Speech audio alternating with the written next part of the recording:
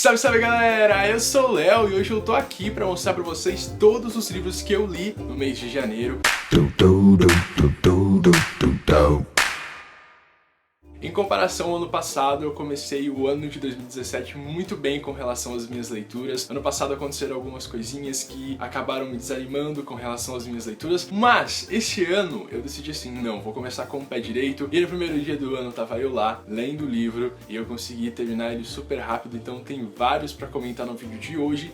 E eu espero que não fique muito longo e que vocês me aguentem. Eu comecei o meu mês de janeiro lendo A Maldição do Vencedor, da Mary Rutkowski, e eu comentei sobre esse livro com vocês no vídeo de terça-feira, no vídeo de descobertas do mês. Eu acabei indicando a trilogia pra vocês, então se vocês ainda não assistiram, cliquem no card aqui em cima e assistam porque tá bem legal, tem várias indicações muito boas, e é por isso que eu vou acabar nem falando muito sobre Maldição do Vencedor. Foi um livro que eu curti demais, me surpreendeu bastante, ele tava aqui na minha estante desde o ano passado, mais precisamente eu comprei ele na Bienal do Livro e eu acabei adiando, e eram muitas pessoas que me indicavam dizendo, nossa, leia esse livro que é muito bom, você não vai se arrepender. E eu não me arrependi, eu gostei demais da leitura, os personagens são muito bons, a escrita da Mary é uma escrita gostosa, ela acaba empolgando você, e o livro tem muita intriga, muita desavença, muita treta e tudo mais, e é por isso que é muito bom. O próximo livro foi o primeiro livro 5 estrelas do ano de 2017. É um livro que já tá há um bom tempo aqui na minha estante. É um livro do meu autor favorito. Não sei porque eu não tinha lido antes, mas eu acho que todas as coisas acontecem por acaso, tudo aparece num momento que você precisa. Eu tô falando de Dois Garotos Se Beijando, do David Levithan. Esse é o tipo de livro que todo mundo deveria ler na vida em algum momento. É o tipo de livro que vai te mostrar uma realidade muito complexa da maioria das pessoas. David Levithan tem uma maneira tão sensível e tão gostosa de escrever que a gente fica muito emocionado. Eu chorei pra caramba no final desse livro. Eu achei a narrativa bem diferente e eu não sei muito bem como definir esse livro, senão especial. E é um livro favorito, 5 estrelas. Eu vou deixar só um trechinho desse livro pra vocês entenderem basicamente do que eu tô falando. Ele está quase lá. Conseguimos perceber. Está quase descobrindo a duríssima verdade de que ela jamais ficará completa. Nem ele se sentirá completo. Isso costuma ser uma coisa que só é preciso aprender uma vez, que assim como não existe para sempre, também não existe o total. Quando se está vivendo as emoções do primeiro amor, essa descoberta parece uma interrupção do impulso, a destruição das promessas. Durante o ano passado, Neil supôs que o amor era como um líquido sendo derramado em um frasco, e que, quanto mais tempo você amasse, mais cheio o frasco ficaria, até estar completamente cheio. A verdade é que, com o tempo, o frasco também se expande. Você cresce, sua vida se amplia, e você não pode mais esperar que só o amor de seu companheiro preencha. Sempre vai haver espaço para outras coisas, e esse espaço não fica vazio, mas é preenchido por outro elemento. Apesar de o líquido ser mais fácil de enxergar, temos que aprender a apreciar o ar. Não aprendemos isso de uma vez. Alguns de nós não aprenderam, ou aprenderam e esqueceram, quando as coisas ficaram bem ruins. Mas, para todos nós, houve um momento assim. O disco pula e você tem a chance de se desligar da música, ou deixar que toque até o fim, um pouco pior do que estava antes. O próximo livro é um livro muito especial porque ele veio na Papiro Box de dezembro, que é aquela caixa misteriosa criada pelo Luan. E eu chamo esse livro de especial não só porque a história dele é especial, é boa. A Papiro Box é um sonho do Luan que se realizou e eu fiquei extremamente feliz. E por mais simples que seja aquela coisa que a pessoa tá fazendo, se você tem um contato maior com ela, se você tá vendo o esforço dela, aquilo te enche de orgulho. O livro que eu tô tanto falando aqui é Todo Mundo Vê Formigas, da A.S. King. Ele tem uma história bem simples, ele vai tratar sobre bullying, ele vai trazer um personagem que é todo bagunçadinho, todo esquisitinho. A mãe é uma pessoa bem complexa, ela acaba descontando as frustrações que ela tem na vida dentro da piscina, o pai tá sempre fora de casa, então eu acabei me identificando bastante com isso com relação ao pai. É um livro clichê? É, mas a mensagem final que ele traz pra você é linda demais. É uma história sobre bullying, ele vai ter uma pessoa na escola que que vai bater nele, que vai desmerecer todas as coisinhas que ele faz. Ele tem uma paixão enorme pelos avós. Na história de Todo Mundo Vê Formigas, o que importa é você entender as relações familiares, você entender que existem pessoas que passam pelas mesmas coisas que você passou quando era pequeno. E é tão interessante a gente ver como a autora consegue colocar a gente dentro da cabeça do personagem dela. Isso mexe realmente com você se você tem um pouquinho de sensibilidade, se você não é uma pessoa assim tão fria a ponto de ignorar certas coisas. Então leiam Todo Mundo Vê Formigas. O título é uma coisa fenomenal também, porque tem tudo a ver com a história, então leiam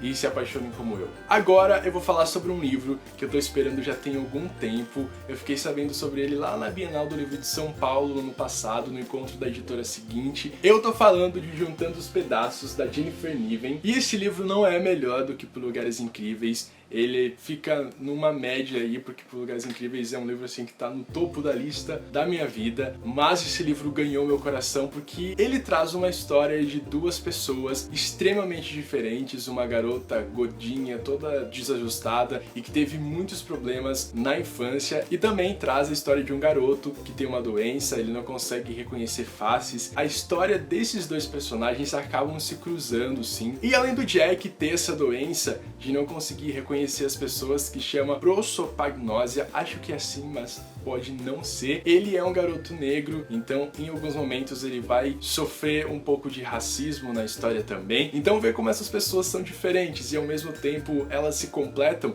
é algo lindo demais. A Jennifer Niven conseguiu mais uma vez me emocionar. É um livro que valeu a pena pra mim e eu gosto quando as coisas valem a pena. Como eu falei antes, agora eu vou falar sobre O Crime do Vencedor, que é o segundo livro da trilogia A Maldição do Vencedor, esse livrinho azul aqui. E eu posso dizer com total certeza que esse livro não foi muito o que eu esperava. Eu achei ele enrolado demais, alguns pontos ficaram assim sem explicação, algumas coisas aconteciam e eu ficava me perguntando assim: quê? Da metade pro final a história começou a andar, a gente tem a adição de um personagem muito legal nessa história. Eu gostei, eu acho que o final valeu mais do que o início todo. Ela poderia ter aproveitado muito bem outros personagens que ela acabou deixando de lado, assim. Se ela fizer a besteira que ela fez nesse segundo, não vai terminar legal a trilogia, mas eu tô torcendo, Deus ajude que seja bom. Antes de eu começar a gravar, eu tava pensando se falava sobre esse livro pra vocês, se eu só mostrava ele que eu tinha lido e deixava pra depois, porque esse livro também foi um pouquinho complicado pra mim. Eu fiquei com aquele misto de emoções assim, eu achei muito ruim, ou eu achei bom. Este livro é o segundo livro de uma trilogia também, que é a trilogia das Crônicas Híbridas. Eu acho que eu nunca falei pra vocês sobre as Crônicas Híbridas, que é uma história que vai trazer pra gente duas personagens, elas são irmãs e elas habitam o mesmo corpo. O mundo que elas vivem é um mundo distópico, onde as pessoas têm uma alma recessiva e uma alma dominante, e existe uma certa idade para a alma dominante assumir o corpo. Mas o que acontece com essas personagens, com a Ed e com a Eva? Elas não conseguem se separar, elas não têm aquela coisa de chegar na idade, uma das duas assumir o corpo e a outra desaparecer para sempre. Então acontecem alguns problemas no primeiro livro. O primeiro livro foi muito legal, muito bom mesmo. Primeiro, que eu não me lembro, se vocês já leram as Crônicas Híbridas, talvez vocês possam me dizer aí, mas eu não lembro se no primeiro livro a gente tem a idade dessas meninas. Eu sei que em gêneros distópicos a gente tem personagens mais novos que acabam assumindo grandes posições de batalha e várias outras coisas, mas a idade dessas meninas, as coisas que acontecem com elas, não me desceu no segundo livro. Eu não lembro se no primeiro tinha explicação da idade delas, mas nesse segundo teve. Eu pensei, cara, olha essas meninas, porque assim, não é por conta do mundo distópico em que elas estão vivendo, pelas coisas que elas estão enfrentando, mas algumas ações pessoais que elas fazem que eu pensei, não. Mas talvez vocês possam gostar, eu acho que é válido vocês lerem o primeiro livro, porque o primeiro livro é muito bom. Você acaba entrando nesse universo, você acaba entendendo como assim duas pessoas habitando o mesmo corpo, como assim elas têm que se decidir se uma morre e outra fica. Então essa confusão, a interação das duas personagens, das irmãs, é algo bem interessante. Então leiam, mas já estejam avisados que o segundo livro não é tudo isso. Chegou a hora de eu mostrar o último livro, e este livro, meus amigos, foi um livro espetacular em todos os sentidos. Eu tô falando de Maré Congelada, que é o quarto livro de A Queda dos Reinos. Eu não quero falar tanto sobre esse livro porque eu prometi no ano passado pra vocês que eu iria fazer um vídeo sobre os 4 primeiros livros dessa série. Esse quarto livro, com relação ao terceiro, ele é muito melhor. E eu achei assim que ele trouxe vários desenvolvimentos para os personagens. A gente tem personagens bem maduros já, porque, poxa, 4 livros da série já se passaram, bem dizer, 4 anos, eu nem lembro. E assim, Morgan Rhodes é uma autora que consegue descrever tão bem o universo que ela mesma criou, que você fica assim, eu queria estar nesse mundo, e eu me sentia dentro do mundo dela. Eu ficava assim, me imaginando lá dentro do palácio, lá fazendo todas as coisas que os outros personagens estão fazendo. E gente, vocês precisam ler, eu prometo que o vídeo vai sair em breve, acho que no mês de fevereiro ele vai sair mesmo, e aí eu vou contar pra vocês tudo que eu acho sobre A Queda dos Reinos, mas vale a pena vocês lerem. Enfim, esses foram os 7 livros que eu li no mês de janeiro. Eu vou dizer pra vocês que eu comecei o ano de 2017 muito bem, com leituras muito boas. Eu poderia ter lido mais? Poderia, mas aí eu fiquei preguiçoso, comecei a ver minhas séries, os meus filmes, e aí eu tô intercalando, mas eu acho que o mês de fevereiro vai ser muito bom também. E não esqueçam de deixar o joinha, de se inscrever no canal se ainda não são inscritos, de ativar as notificações ali no sininho, e a gente se vê na semana que vem. Tchau!